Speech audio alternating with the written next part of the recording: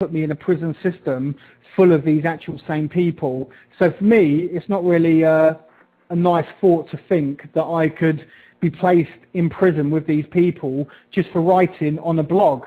You know, if I'd have been calling for people to commit acts of violence, like to start rioting in the streets, then yeah, okay, you know, I'd understand their reasoning behind wanting to arrest me and maybe imprison me. But at the end of the day, I've done nothing of the sort. All I've done is written the truth from my perspective of the situation that's happening based on the facts of the situation.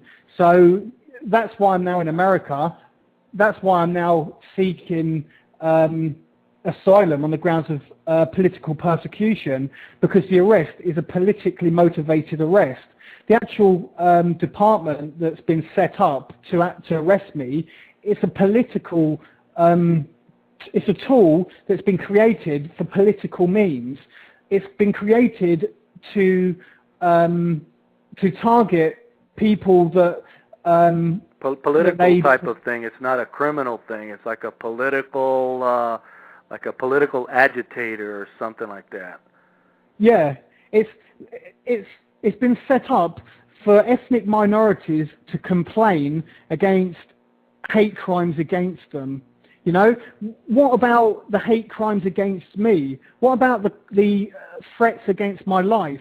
What about all the heroin that's being pumped into my community? What about, you know, all that hatred aimed at me and aimed at my community? There's no one out there to defend us and our society and our community and us as individuals, yet they have departments in the police force specifically set up to target people like me that writes the truth about them and what they're doing. You know, it's been set up for politically motivated reasons to appease the Islamic kingdom, because there's been so many anti-terrorism raids against the Islamic kingdom and the Islamic community and they come out shouting and condemning, you know, and saying, threatening our government and threatening that this is going to happen and that's going to happen. So they create things to dampen down that hatred and that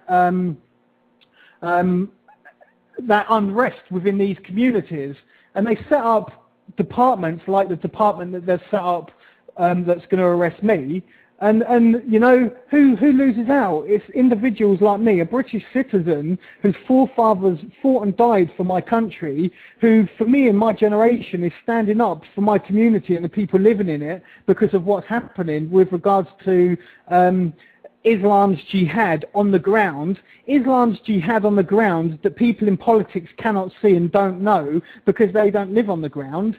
So I'm writing about this and now I'm being arrested for it. It's a politically motivated arrest. And in America, I know you've got the First Amendment, which is a freedom of speech. You know, so if I have to, I am seeking asylum in America to, you know, for the preservation of my freedoms as a human being. If I go back to England, I've not only got the Pakistani Muslim community, the gangs of drug-dealing Muslims that control multi-million-pound drug empires wanting to kill me, or the ones associated with Al-Qaeda wanting to kill me. I've actually now got the British state, the British police force, wanting to arrest me, possibly imprison me for anything up to 7 years for writing about the Al-Qaeda and the drug connection and what's going on in my community. Like I said earlier on in the program, my community was a scene of Al-Qaeda's declaration of war against Great Britain. What more proof do people need to confirm what I'm saying about what's happening on an everyday basis? You know, they have taken control of the streets. And as a British citizen, what do I do? Just accept that? Or do I stand up and say no, you know, for the sake of the future? Because if people don't stand up and say no for the sake of the future, then the future's lost and we're going to be taken over. That's the bottom line, truth to the matter. But people aren't willing to stand up because they're too comfortable and too cozy in their lives to actually defend their children's futures. They'd rather just sit back and allow what's happening to happen, just so long as it's not knocking on their front door. But the thing is, it is going to knock on their front door. Maybe not their front door, but it'll be knocking on their children's front door. But by then it might be too late. for me as a human being, at least I've stood up and done what's right and spoken out, and I've stood my ground on my own. And it's because God has called me for this purpose. And that's why I'm in the situation I'm in now. I am in America. I am, lost in America, in a foreign land. What do? I don't know this country. It's not my home. Luckily, I have had some very good people that have stepped forward to help me. But it's a very hard situation for me to be in. Very, very hard.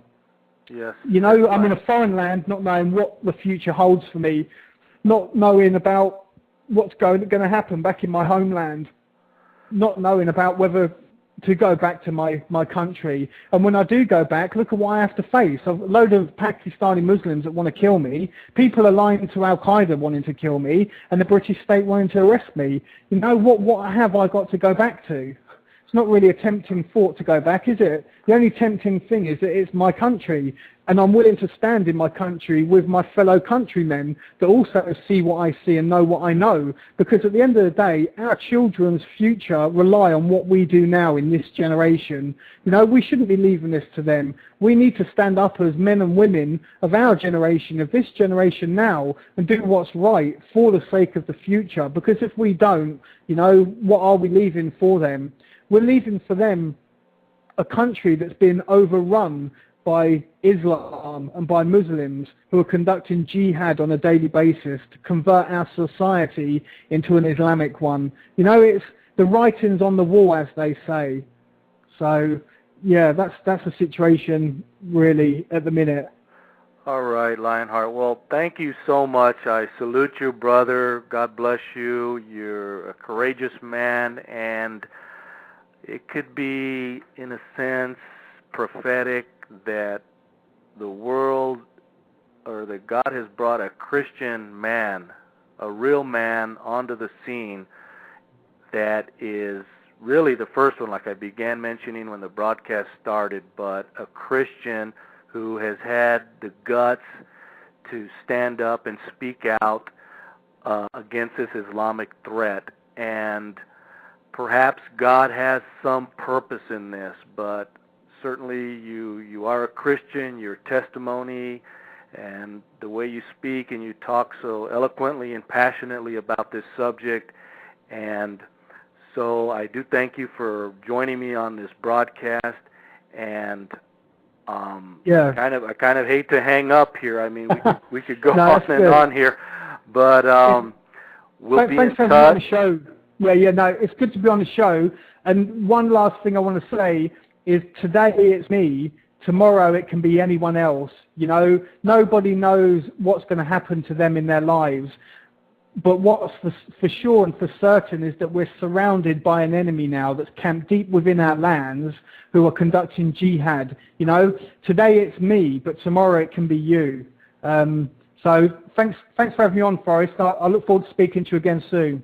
Okay, well, we'll say goodbye for now, and may the Lord be with you, and we'll be in touch. Thank you for being a guest on the show today. Goodbye. God bless. Bye. Bye.